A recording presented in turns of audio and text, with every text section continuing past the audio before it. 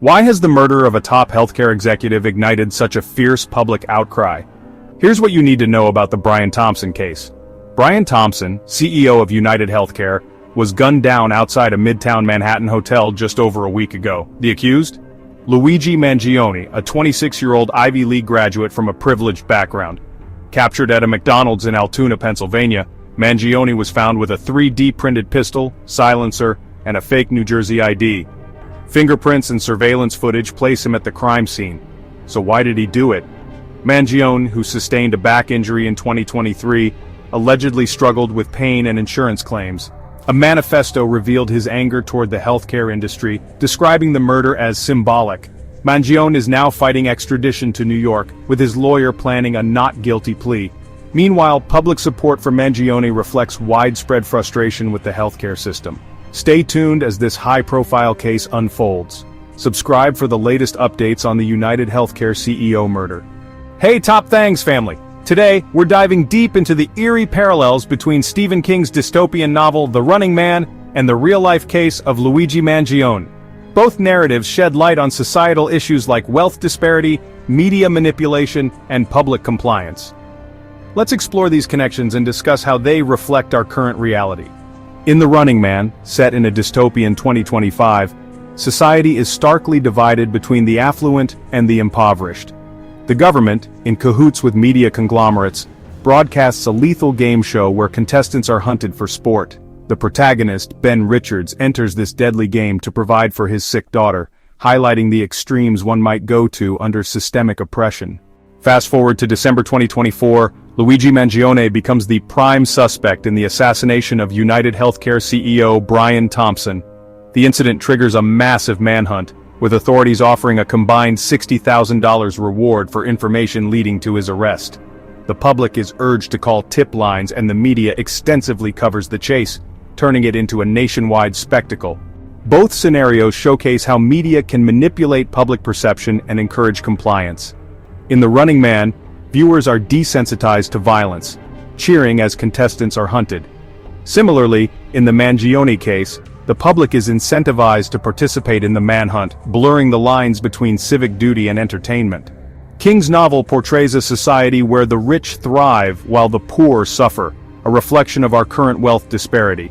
The assassination of a healthcare CEO by an individual allegedly disillusioned with the system underscores tensions arising from perceived injustices and economic inequalities.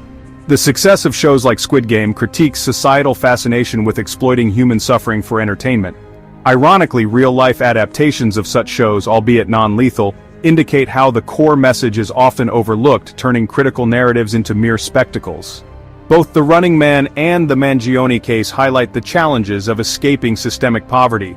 The notion that anyone can achieve immense wealth is often a mirage, with systemic barriers ensuring that the elite maintain control.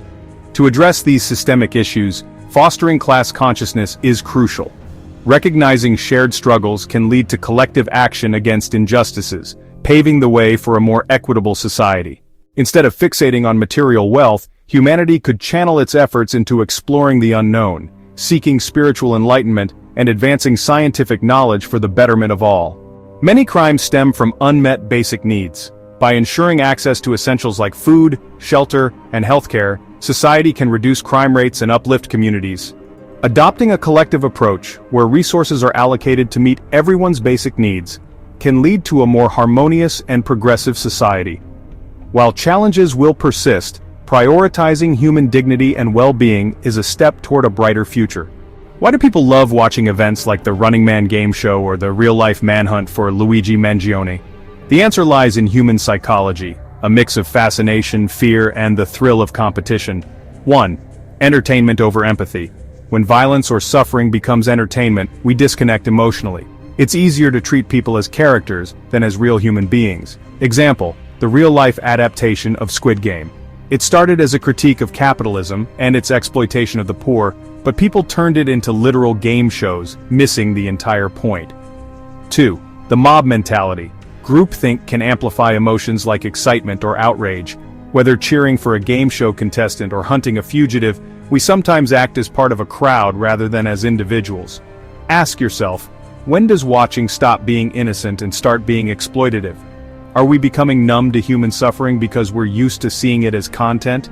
Let's talk about the reward system in the Luigi Mangione case. $10,000 initially offered.